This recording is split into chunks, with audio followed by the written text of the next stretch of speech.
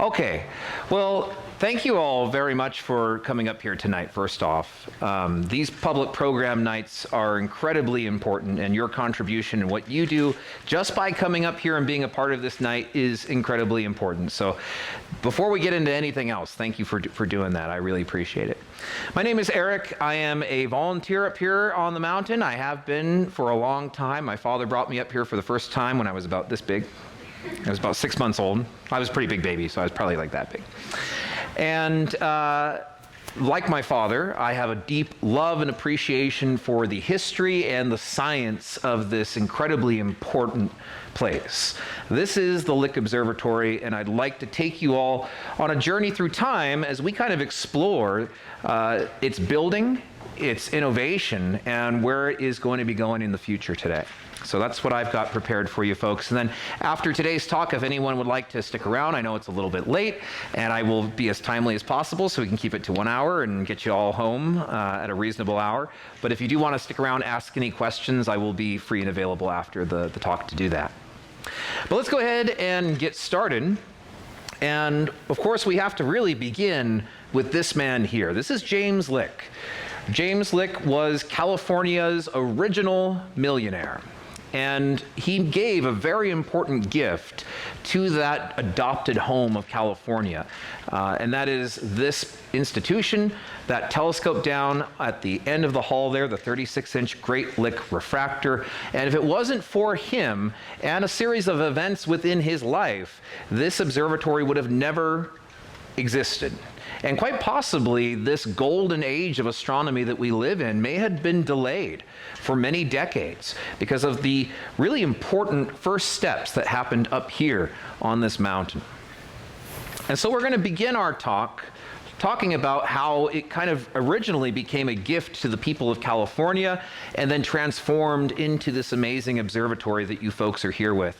And I'm going to break my talk up into a couple of different time periods today, taking us through slightly different focuses as we go. So this first focus, we'll talk about James and the building of this amazing observatory. Now, James was born in Stumpstown, Pennsylvania, August 25th, 1796, and you can't get more humble than the name of Stumpstown, Pennsylvania. In fact, the residents realized this and would later rename it Fredericksburg, Pennsylvania. But James was actually born the eldest of 7 children, very humble beginnings. Even though he ended up as California's first millionaire, he certainly did not start that way. Now, this is an illustration of the cabin that he grew up in. It was created by his nephew, so it does give us a pretty reasonable look at those first few years of James's life. His father was a very skilled woodworker, a very stern and somewhat demanding man. James would become his apprentice at the age of 13 and very quickly surpass his father's very lofty expectations. In fact, he started to show potential that would outweigh his father very, very early. And he excelled originally at kind of carpentry and cabinet making, but would eventually take this skill and develop it into fine piano making. Not an easy thing to do, but he made these absolutely amazing pianos after a short kind of apprenticeship at a facility in Baltimore, Maryland, and very quickly found that he had the skill to open his own shop in New York City. And it was there that he discovered that his fine pianos were being bought and also sold outside of the United States. In fact, at a rather greatly increased and marked up rate. They were finding their way predominantly down to South America. And James, being a rather ambitious young man, decided to cut out the middleman and move his entire operation down to South America as well. So he packed up his workbench, he packed up his tools, he sold off all the remaining pianos he had in his shop in New York, and then made that rather ambitious move. Now, he would spend nearly 30 years in South America building his initial fortune. And he was well known for his honesty and craftsmanship, and so, the work that he did really carried across the continent. He would begin his travels first in Buenos Aires, Argentina. And those first few years were a bit rough. You know, he didn't have a mastery of Spanish yet. He would eventually pick up the language, but initially he did not speak a word of Spanish. His health wasn't always that great. Traveling on boat by that time took a really long time, and he found that he didn't exactly have the best pair of sea legs. But once he kind of got established, his reputation started to succeed him. And he found that he could also invest in other ventures, such as the fur trade, which was making a lot of money at that time in history. Now, his businesses did well, but he found himself constantly in the middle of political turmoil, as unfortunately a lot of South America would go through at that period of time. And so he would be forced to leave Buenos Aires and eventually relocate in Chile.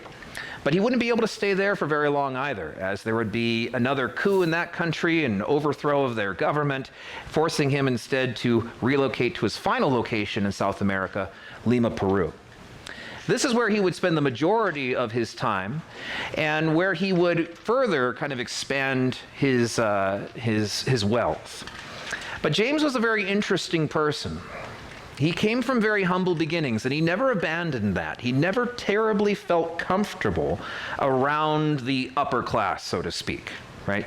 He was often invited to these lavish parties where his pianos would be played, but he found that he was often the fish out of water and would rather spend time reading. He was a self-educated man, never was schooled, but had a passion for books. And in his home in Chile, he was surrounded by them, so found himself reading often. This is James in 1846 at the age of 50 years old.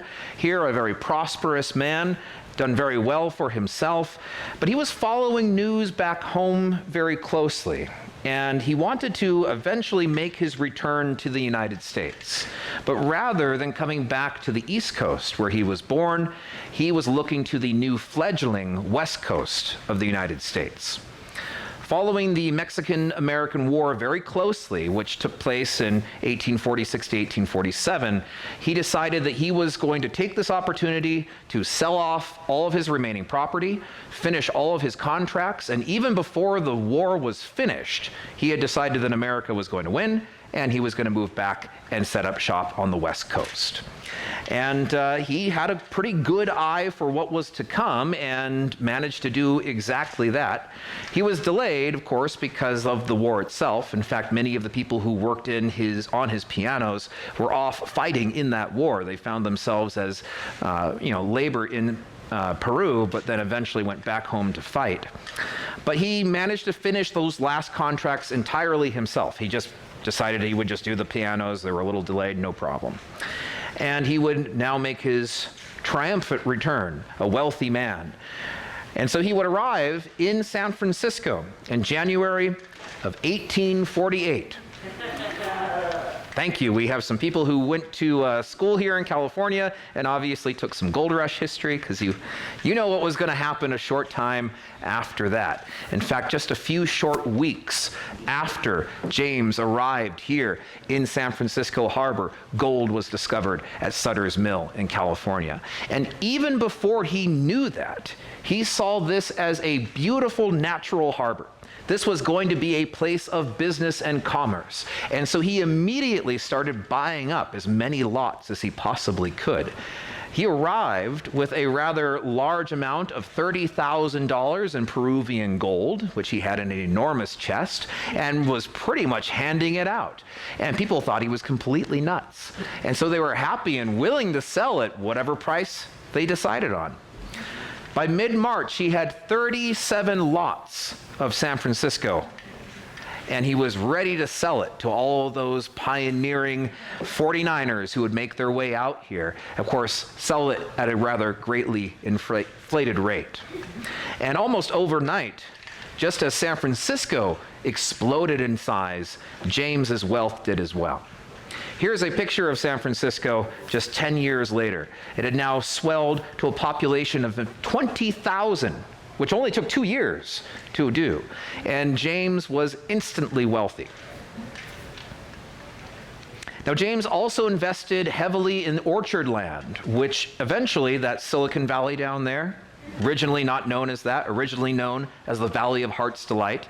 It would become the largest area of orchards per capita in the world, and James owned a sizable chunk of it.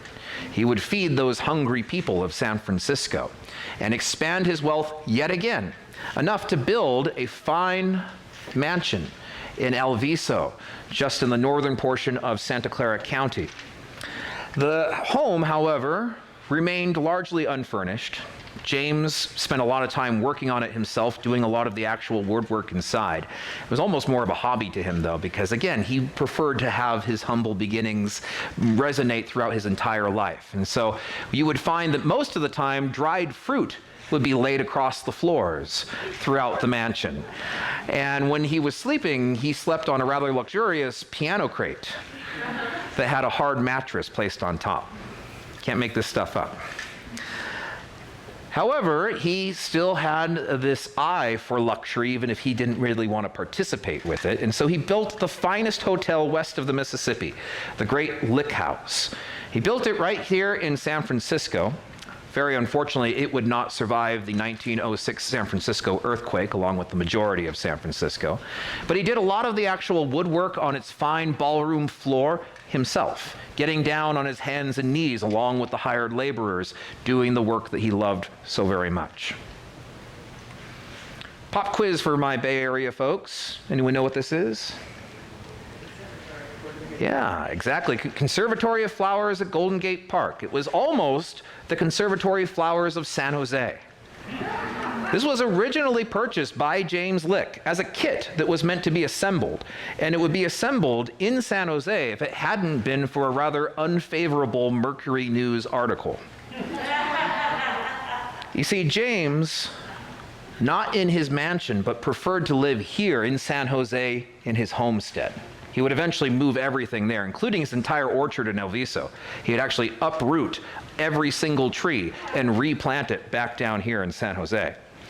And he would take care of that orchard by making his own fertilizer. How did he do that? Well, he would walk around the streets and he would go ahead and pick up any kind of, deer antler that was off on the side, bit of manure that the horses were leaving, pulled around in a cart, wearing, of course, not his Sunday best, but some shabby clothes. And the articles that would come out about him were not terribly favorable. Here was this crazy millionaire. And so he decided that, no, I'm not going to sell it to San Jose. And eventually, that Conservatory of Flowers would be forgotten about by him and purchased after his death by the city of San Francisco and erected in Golden Gate Park, where it is today. But as I said, this was the home that he truly loved. And it was at this home one evening on the birthday, or on his 77th birthday, I should say, alone in his kitchen, that he suffered a rather severe stroke. And it was this moment that would forever kind of decide the fate of Lick Observatory. This could have gone a whole bunch of different ways. But James, recovering from this and being taken to the Lick House in San Francisco to do so, would eventually, come to terms with his own mortality and decide what he would do with this immense fortune that he had.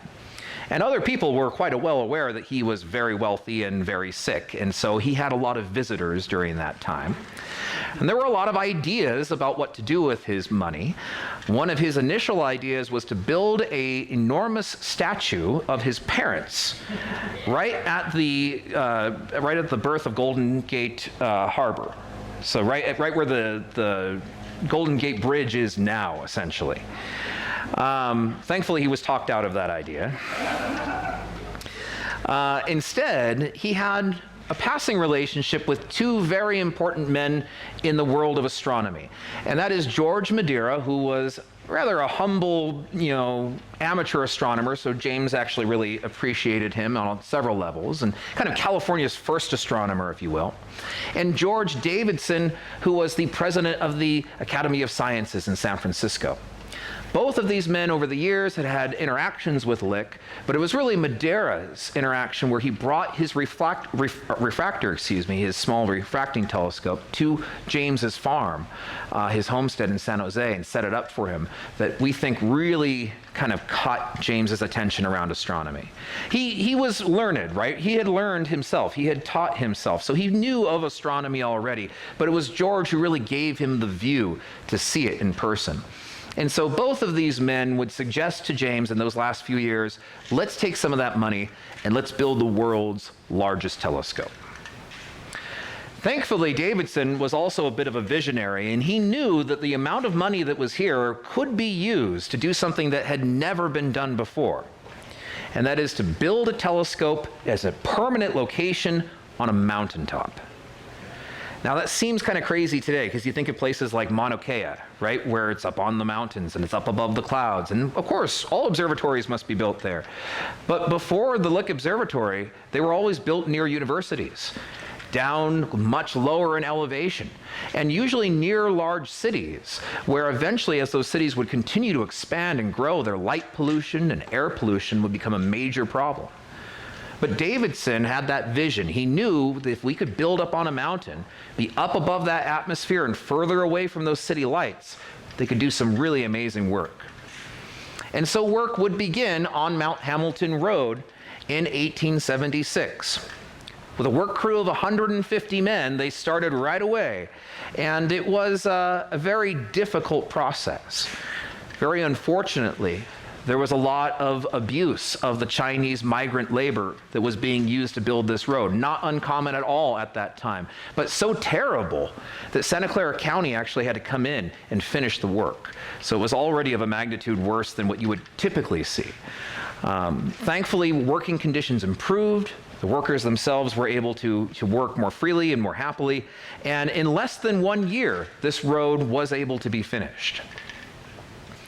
Here we can see everyone gathered right here at Observatory Peak, that is before they blew off the whole top of the mountain with dynamite.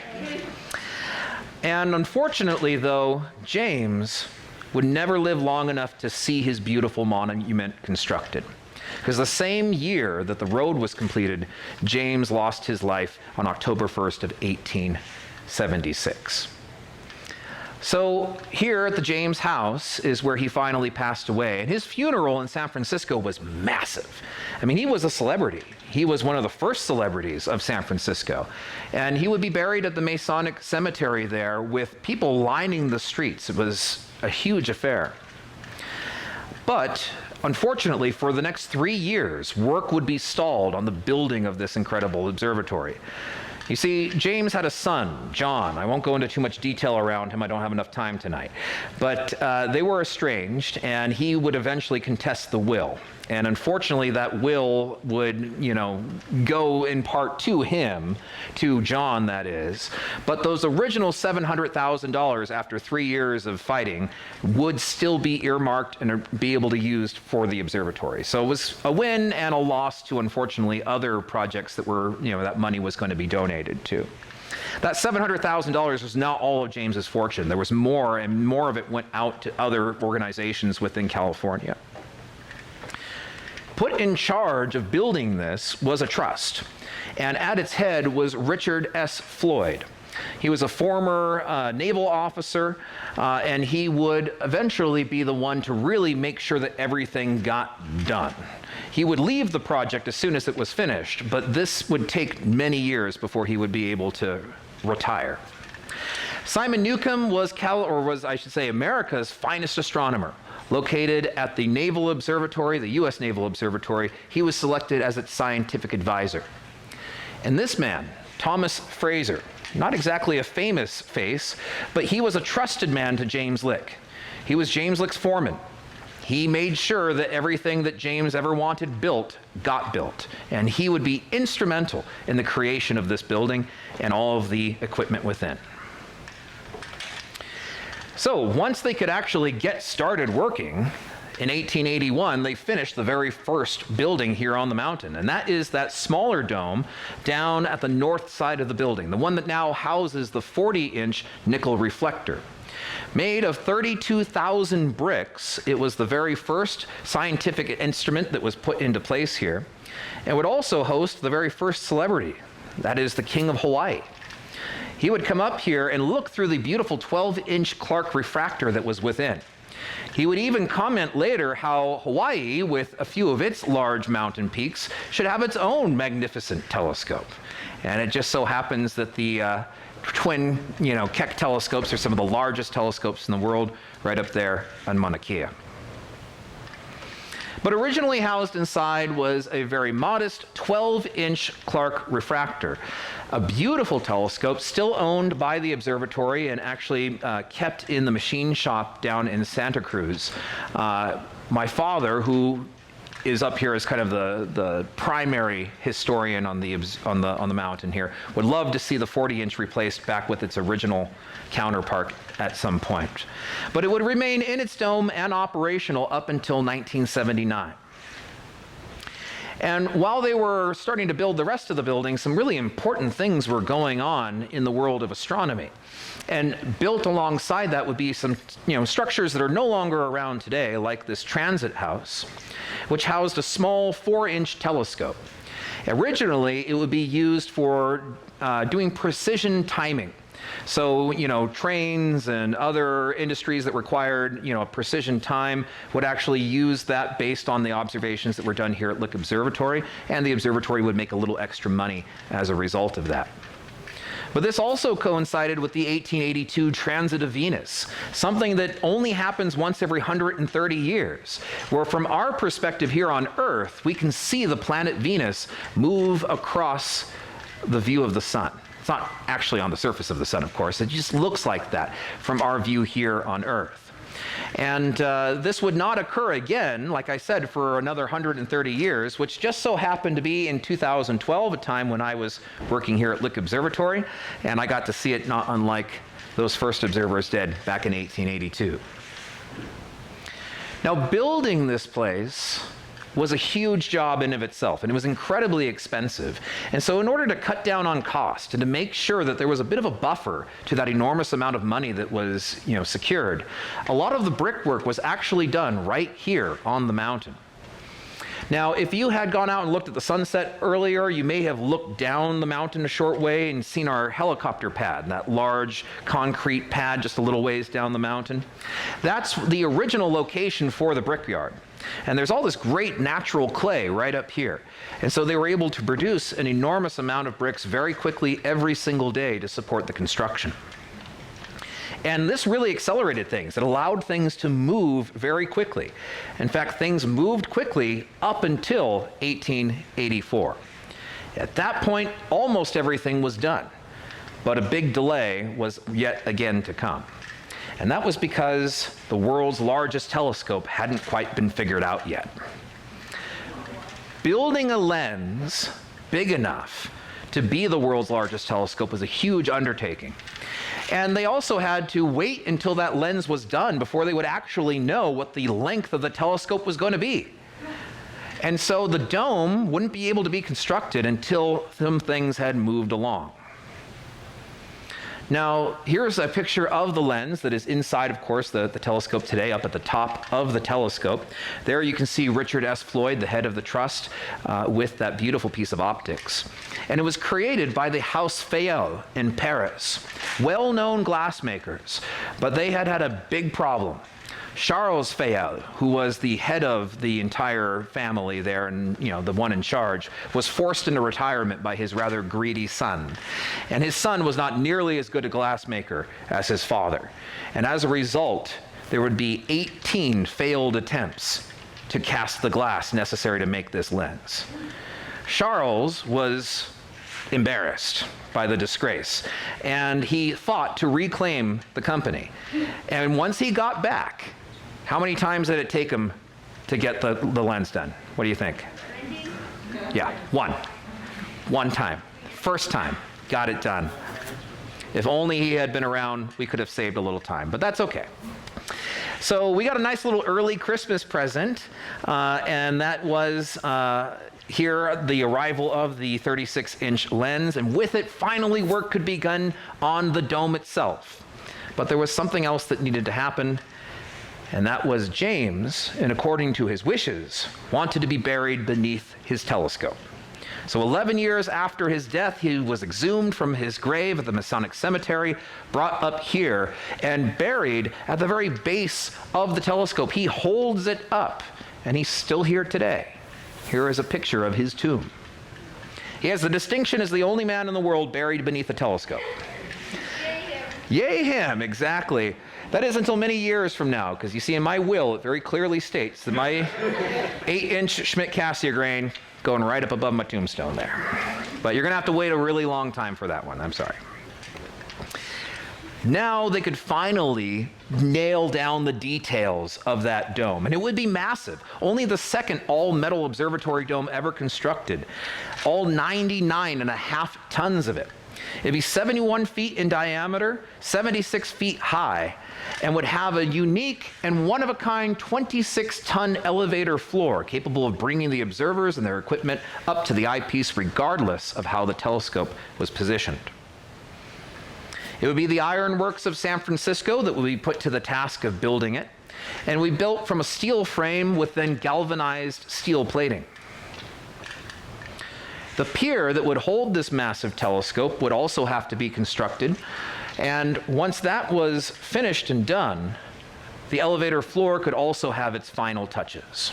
Here's a unique view with the elevator floor completely raised to its 17 feet total height up to the mezzanine, with a beautiful view of James Lick's tomb right underneath. And finally, in 1888, this magnificent telescope was finished and could begin doing some amazing scientific work.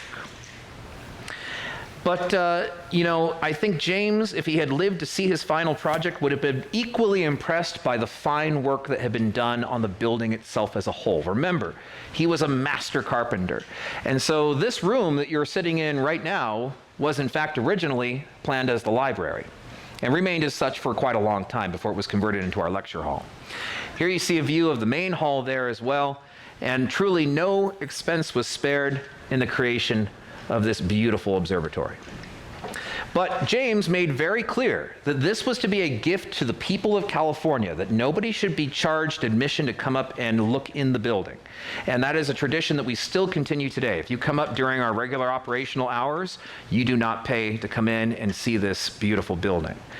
It was handed over to the observatory, and with it, a whole new group of people, some really amazing trailblazers, will begin doing some incredible research. This was not one of them. However, this was Edward Holden, and he was the very first director of Lick Observatory. He would serve for 9 years, and he, while not exactly the most accomplished astronomer, was very good at administration and raising some money. So he was a good person to kind of kick things off. But when it came to doing the actual science, there were a few people who really stood out. That would be Edward Emerson Barnard, a very famous astronomer who would begin his career in earnest here at Lick Observatory and later go on and do some truly amazing things. William Wallace Campbell, another young astronomer who would be on this mountain for many, many years. And Sherburne Wesley Burnham, one of the most senior astronomers on the mountain and a very accomplished amateur who rose up through the ranks and rivaled even those who had been to university. These three men in particular would do some really extraordinary work in those first few years, making discoveries right away, such as the fifth moon of Jupiter, Almathea, discovered by Barnard using the 36-inch Great Lick refractor. And just to put this into perspective for you, the last time a moon of Jupiter had been discovered before this was 300 years prior with Galileo. So this was a perfect proof that this telescope could outperform anything else in the world. And it was used two ways: optically, where your observer, of course, would sit at the eyepiece and actually make sketches of their observations. And then other equipment could be added to this telescope as well, including things like a spectroscope. This really began the field of spectroscopy, understanding light and the chemical makeup of stars. A lot of that really pioneering work was done here at Lick Observatory. Here is a video from the 1920s, I should say film actually, showing the Mills spectrograph, one of the best spectrographs on here, in operation along with a few other pieces of equipment. And while this was, of course, about 40 years after the telescope was first constructed, it certainly gives you an idea of what it was looking like when they were using it. Forgive the watermark, but I don't have $700 to get rid of it. I have 4 kids and I live in the Bay Area, so just gonna have to go with it. Now, most of the time, observations would turn into eventually artwork, because remember, they were doing a lot of this work from the naked eye. But there was an astronomer up here who would later become the second director of Lick Observatory, James Edward Keeler, who not only had a really fantastic eye and did some great sketching and observations that way, but also helped to bring forward astrophotography. The process of taking pictures using these telescopes and seeing things that the human eye, no matter how sharp and good it is, simply cannot see. And while the 36-inch telescope was able to use photographic plates to take observations, there was another telescope on this mountain that was brought here in 1895 that would do an even better job. This is the Crosley 36-inch reflector, a different type of 36-inch telescope of a different class. And it was originally built in England for the politician Edward Crosley, who unfortunately kind of became tired with astronomy, gave up the hobby even after he'd spent an enormous amount of money on it, and then decided to just donate the telescope and the dome to the observatory. And we paid $1,000 shipping and said, that's a fair deal. The telescope was in need of some work, and so of course we had to construct a new building for it to go into, but the dome is that original dome, which just so happens to be the first all-metal observatory dome.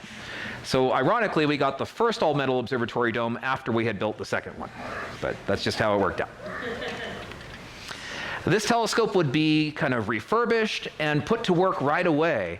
And as I said, it would really help to open up our eyes to the universe in a way that really few people had ever seen.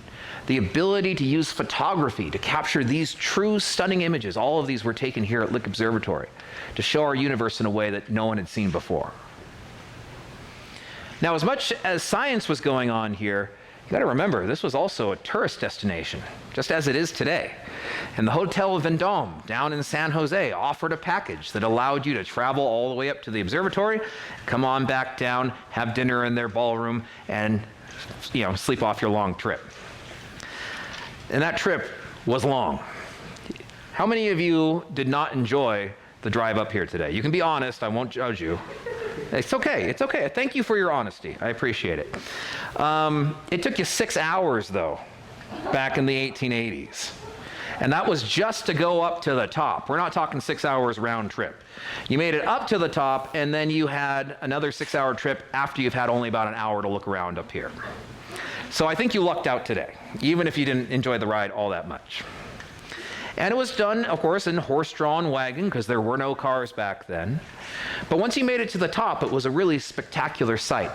And here is the very first film ever captured at Lick Observatory using an Edison camera.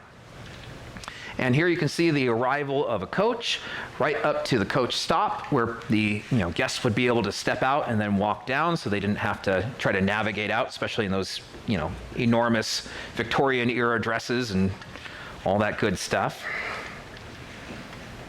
I do want to thank the Pioneer Film Archive and my friend Tim for giving me this video and permission to use this. They have all sorts of other really great videos of early California, so feel free to check that out online at their website.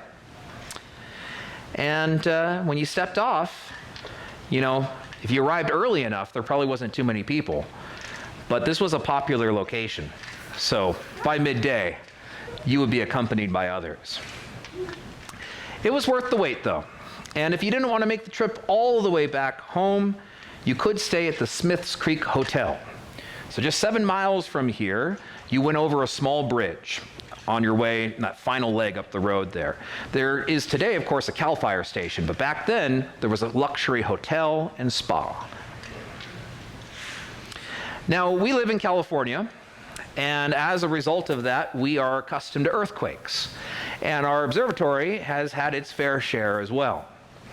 Now, 1906 is probably the first thing that comes to mind, right? That's the big earthquake, the one that unfortunately destroyed that beautiful Lick House Hotel in San Francisco. But the observatory was left relatively unscathed by that one, at least in terms of its structure. But the people who were living here on the mountain were really distraught because they were watching San Francisco burn from a distance. 90% of the city was destroyed by fire.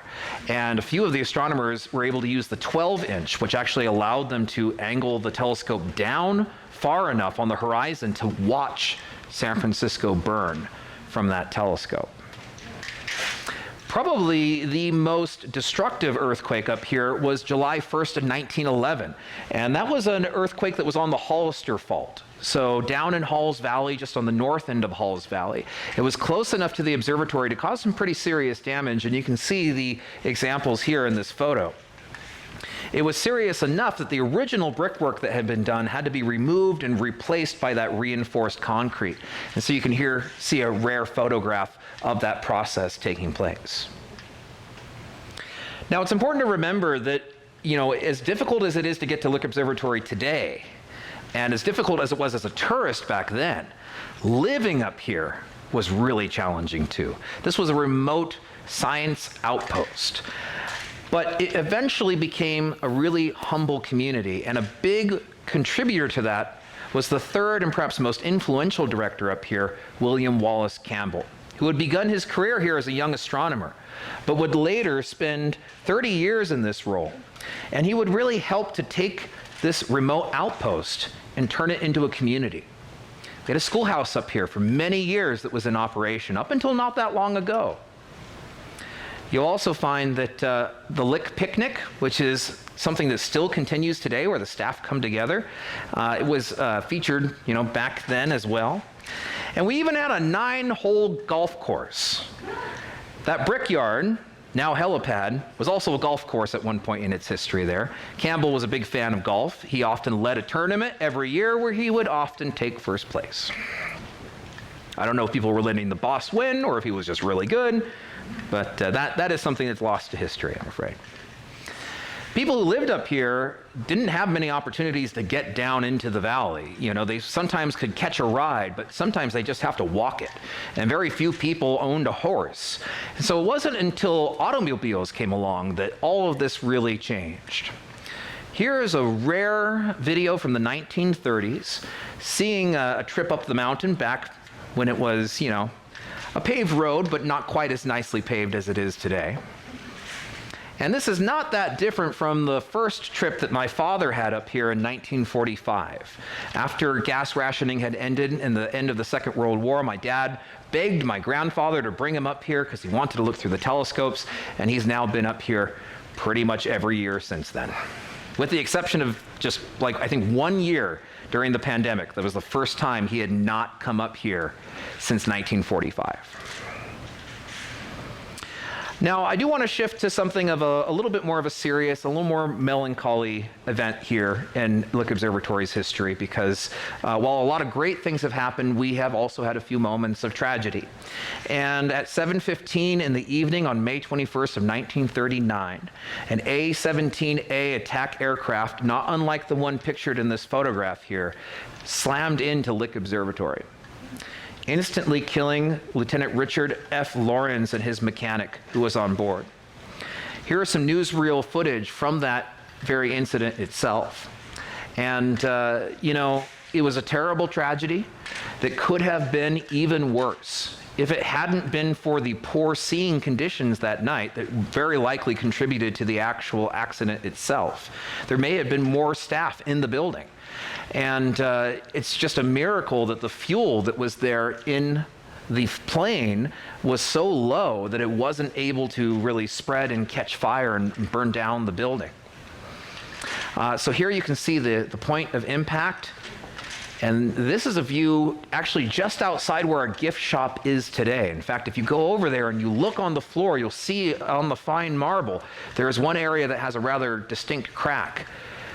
That's from this, the engine block of the plane being ejected and landing in that one spot right there, leaving behind one of the most eerie and kind of sad views that I've seen from the observatory.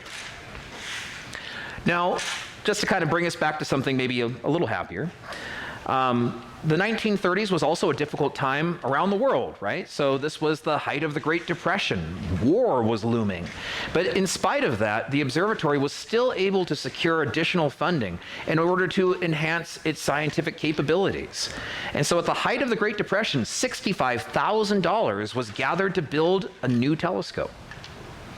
This was given by the Carnegie Corporation to build a beautiful 20-inch double astrograph. A telescope that was never designed with an eyepiece, but instead would use photographic plates to capture its amazing views. Now, it was built by Warner and Swasey, which were the same company that built and constructed the 36-inch telescope. In fact, this was in the same warehouse where that telescope had been built all those years before. And when it was put into use, I should say, its amazing lenses started working right away and gave us beautiful views of things like star clusters, as well as helping us to understand the proper motion of the universe. Now, there's a lot of domes up here on the mountain, and you may have seen this one, especially as you were coming around Oh My Turn. You know that turn when you first see the observatory in its full glory there? That turn, Oh My Turn, I've got a story I'll share with you after today's lecture because I don't have enough time for it, but you can come up and ask me if you're curious how it got its name. Gives you a great view of this dome here on top of one of the old water tanks that was used for the old hydraulic system on the 36-inch. And this was actually constructed by George Tauchman in Oakland in the 1930s, and at the time was the world's largest amateur telescope at 22 inches. So, not a small telescope by any sense of the imagination. The observatory here purchased it in the 1950s because its use in Oakland had gotten, really declined due to poor light pollution and air pollution. And it would continue as a research telescope up until the 1970s. But we really needed something bigger, because at this point in history, telescopes of the super size, like the 100-inch Hooker telescope, were starting to come into existence. And Lick Observatory wanted to stay competitive and be able to do some really incredible research. And thanks to one of our most ingenious directors, Charles Donald Shane, we were able to go ahead and secure the funding necessary to create this beautiful 3-meter telescope, which would later have his name as the Shane 3-meter. It would be the world's second largest telescope at the time of its creation. And it was kind of a big deal. Here you can actually see California Governor Earl Warren kind of inspecting the original plans for the 120-inch or 3-meter telescope. And it would kick off a period of upgrading this beautiful mountain.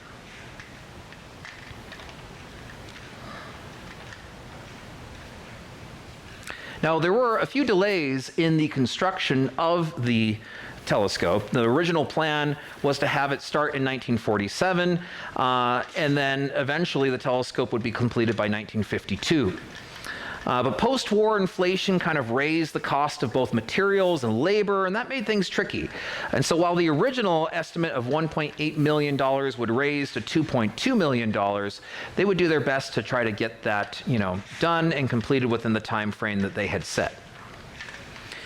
Its mirror was made of Pyrex, and you might find Pyrex in your kitchen these days, but it's also great for creating the surface necessary to eventually illuminize and make shiny the mirror necessary for this telescope.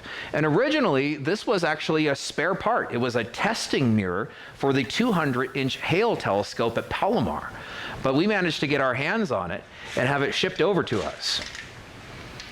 And in spite of the fact that there were a few bullet holes along the way, it managed to make its way here. Yes, you heard me right.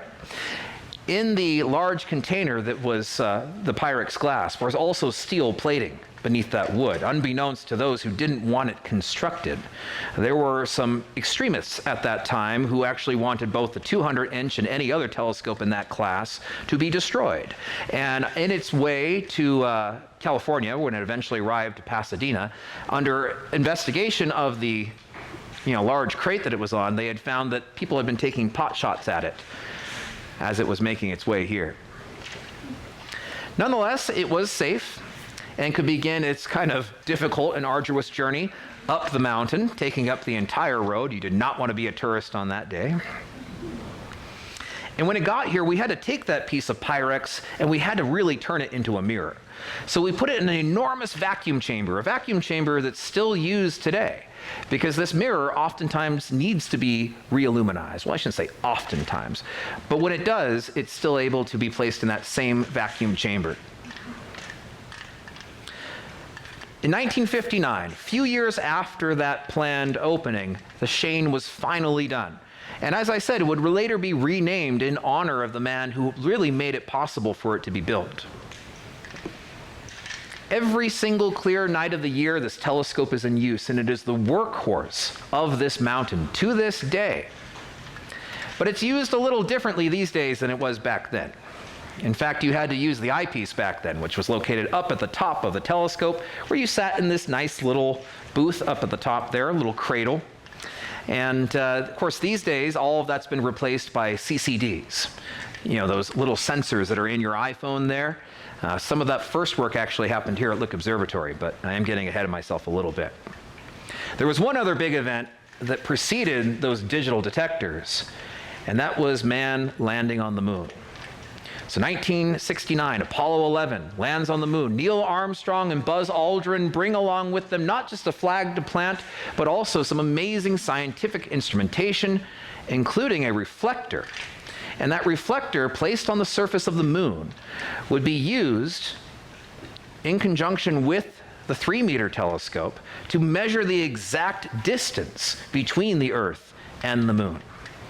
So here is that reflector as it was set up there. And if you're curious exactly how far away it was, at least in 1969, because it does move about 4 centimeters away from us a little bit every year, it was 1,261,161,417.3228 feet and 7.8 inches away from Earth, just in case you're curious. That took me like 45 minutes to find online, just so you know. It took me forever. Okay, for 91 years, the beautiful 12-inch Clark refractor remained in that very first dome constructed here on the mountain, and it served as a wonderful telescope throughout all of that time. But its wood dome was in need of some repair and upgrades, and while a lot of really important work had been done on it in the 1920s and 30s around electronic light detection, which would be the future of CCDs, by the 1970s, it was quite outdated. And so the observatory decided that they would go ahead and have a new telescope. And thankfully to us, a seamstress in San Francisco by the name of Anna Nickel donated a large portion of her estate upon her death to the observatory. Now, the original estimate for a new telescope at that time was about $750,000. The amount of money that had been donated was $50,000. But the observatory has a reputation for getting a lot done with not a whole lot. And as a result of that, we recycled a lot of spare parts. And we managed to build the telescope at $28,000. We had a surplus. It was built in-house in Santa Cruz, in the machine shop there, built by grad students, and its mirror was actually originally intended as an upgrade for the 36-inch Crosley, which they decided, you know what, the Crosley's actually great. We don't need to upgrade it. So it was just sitting there, not being used. So now we have this perfect 40-inch mirror to go into what is sometimes called the spare parts telescope. And building a reflector of this type in such a small enclosure was also a really difficult process. It had to be designed to fit in something that was originally for a 12-inch refractor. And so careful engineering was quite necessary, and the height of the dome and the slit of the dome had to be taken into consideration. But eventually it created this amazing telescope that hopefully you've all had a chance to see through tonight, and if not, please make sure you do after my talk. But another huge upgrade, and an upgrade that would really resonate around the world, was the first digital detectors used in astronomy. Something that happened here at Lick Observatory. And those digital detectors, right, you find them in your phone these days. They help you to take those pictures, those little CCDs. They were in their infancy back then, but they actually allowed us to do something even beyond what photographic plates were capable of doing. And they, started this huge tradition, not just in astronomy, but now used in all digital cameras around the world. And that kind of brings us to our very last phase of tonight's talk, and that is how this observatory continues to this day to reinvent astronomy. Even though we were one of the first to be built on a mountain, we are not aging. We are still staying up with the times. We are still an active scientific institution, and we're doing a lot of really amazing work. So, robotic telescopes. This is something that Lick Observatory helped to kind of pioneer, especially with the construction of this telescope. That is the 30-inch robotic telescope. It is known as the Kate, and was actually built in donations from Sylvia and Jim Katzman Foundation, which gave us $50,000 at a critical time in this telescope's development to get it built and housed here at the mountain. And the man responsible for this telescope is the famed astrophysicist Alex Filippenko. He is a professor at UC Berkeley, and you've seen him in all of those great astronomy documentaries. He's always the guy wearing the Hawaiian shirt. He's really funny. I've met him many times. He's an awesome guy. And what this telescope is designed to do is look for supernova every single clear night of the year without a human having to do anything. It just does it on its own. And these events, the death of these massive stars, they're the brightest, most luminous thing since the Big Bang, is what this telescope is designed to look for. And you can see them occur even in other galaxies, as is featured in this photograph taken by the Kate. Prior to this telescope's completion, 2 supernova were discovered per month around the entire world. After the Kate was done, they would find about 2 supernova a week. Huge upgrade. Another thing that is very much in the news of astronomy is exoplanets, right? Knowing that we are not the only solar system with planets out there was a big deal when that kind of first came as a revelation in the 1990s. And Lick Observatory has been right along for the ride.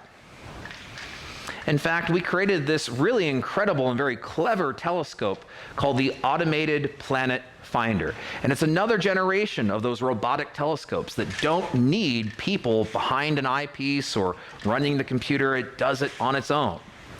In 2013, this telescope saw first light.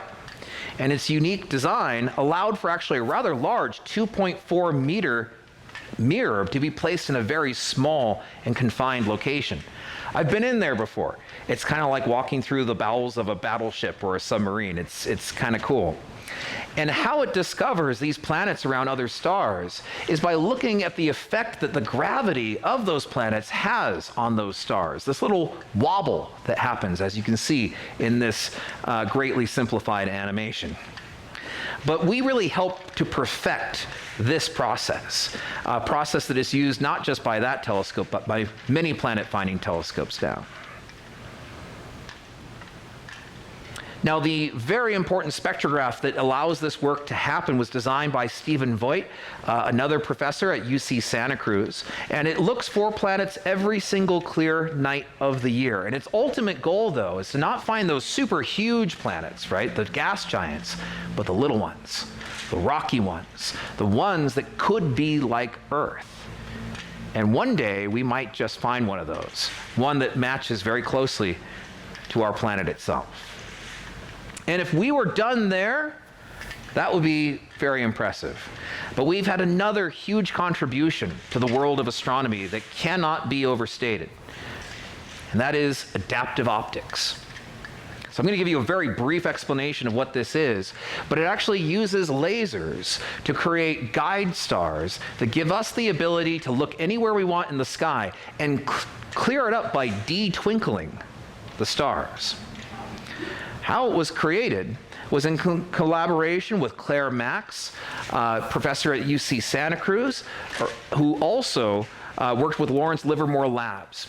And they were able to work together to build this laser guide star system that allowed the adaptive optics system to be pointed anywhere in the sky. And here is a picture of the AO system, right? And where it actually sits on the telescope is at the Cassegrain focus on the 120 inch. You like that animation? That was another 30 minutes of my lunch break. I'm very proud of it. Very simple, what it does is it takes that light that is distorted through the atmosphere and it then hits a tiny little mirror. And that mirror has behind it all these little pistons that fire off that actually change the shape of the mirror. And it's meant to match the same distortion that's coming down through the atmosphere. Imagine kind of like a wavy potato chip. If it hits a flat surface, it would just kind of disperse and the light doesn't look great. But if that wavy potato chip hits the same surface that's also wavy, then it ends up being clear. And so it goes to this beam splitter that gives you the picture, but then also tells the shape of the mirror what to be. It's absolutely ingenious. And look at the results. What you're seeing on the left are images without adaptive optics. On the right, these magnificent, beautiful views of the universe around us. Our telescopes here on the ground can perform close to those telescopes like the beautiful James Webb that's in orbit right now. And remember I told you that 40 inch is a very important telescope? Well, it's designed very similar to its larger counterpart, the 120 inch. And as a result of that, we can actually put equipment on it and test it before we ever scale it up and build it bigger. And so adaptive optics kind of got, its refinement there on the 40 inch telescope. And that's where we go when we test those new systems. Every major telescope in the world today uses this system that was developed here at Lick Observatory. Now, our final piece of history today is a major event that happened not long ago, and that was back in 2020, and that will finish our talk tonight. That was the SCU complex fire. I was talking to somebody earlier today, forgive me if you're in this room and I don't recognize you, but I was out at the Solar Scope earlier, and we were talking about that night because on August 16th of 2020, there was this rare electrical storm that came through the Bay Area, and it was all this dry lightning that was going on. And I remember waking up at 2 in the morning and going in my back porch and looking out in the backyard watching this thinking, this is really bad. And I had no idea just how bad it was going to be. So the complex burned a total of almost 400,000 acres from August 16th to October 1st, making it the 4th largest overall wildfire in recorded California history. And as you can see, Lick Observatory unfortunately ended up in its path. This is a time lapse that took a really long time to make, and I'm grateful for the person who put that together. But it does show a view of what many of us watched that night. Now, there are people who live on this mountain. This is their home. They have lived here for decades, some of these folks, and they had to abandon, they had to evacuate, they had to get out for their safety. And they, along with people like myself who love and care for this place as a second home, watched in horror on our webcams as fire swept through the observatory. The generators that were left running allowed the webcams and the Wi-Fi to continue to operate, so we got the chance to see it actually happening. Amazingly, very little damage was actually done. They called it the miracle on the mountain. And here you can see the south slope of the observatory ravaged by the fire there. Only 3 structures were damaged beyond repair, one of which was planning on being torn down anyhow. But while everyone else left this mountain, there was one man who is our current, the term is not director anymore, but he really is the director of the observatory, if you will. His name is Kostas. And when everyone else left, he stayed. And he stayed on this mountain, a mountain that he has called home for 23 years.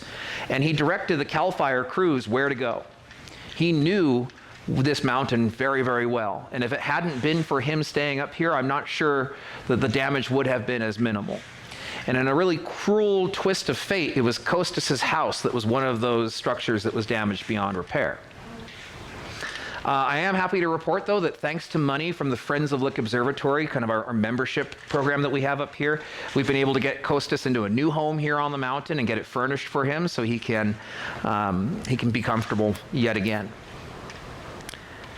And of course, I want to send out a huge thank you to all of the brave men and women of CAL FIRE who worked tirelessly to protect and preserve this incredible observatory. If it hadn't been for them, we would have lost this incredible place. And so I'm immensely grateful to them all.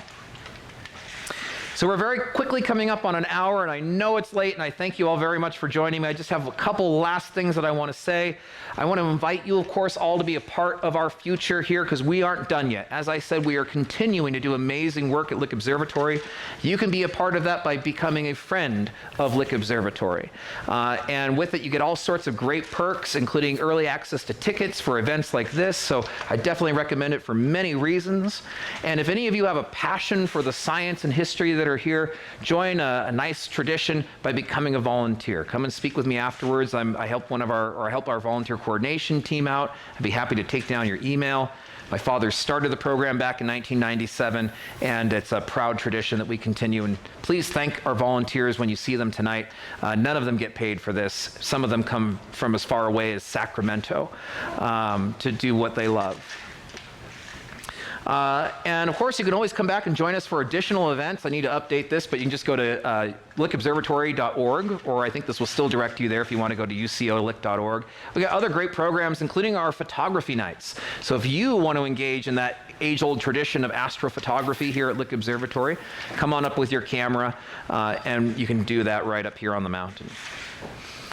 Big thank you to Google, who made an enormous and generous donation at a time when our observatory was very, very close to running out of funding that allowed us to continue to operate today.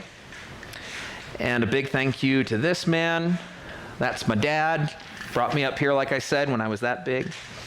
And now there are 3 generations of us Bricmonts up on the mountain. This is my daughter, Sophia. You'll find her in the 36-inch dome tonight, helping you safely get up and down the stairs. The 3 of us are a trio who volunteer up here on the mountain. Of course, we wouldn't have this beautiful observatory if not for James Lick, so a huge thank you to him. But it makes me wonder, who's going to be the next James Lick? Is it you? You got to have like $2 million to even buy a house down there, right? So let us know. We would be happy to name something after you. We can make that happen. But my biggest thank you is for all of you for sticking with me so late into the evening. Thank you all so much, and please drive safe. Thank you.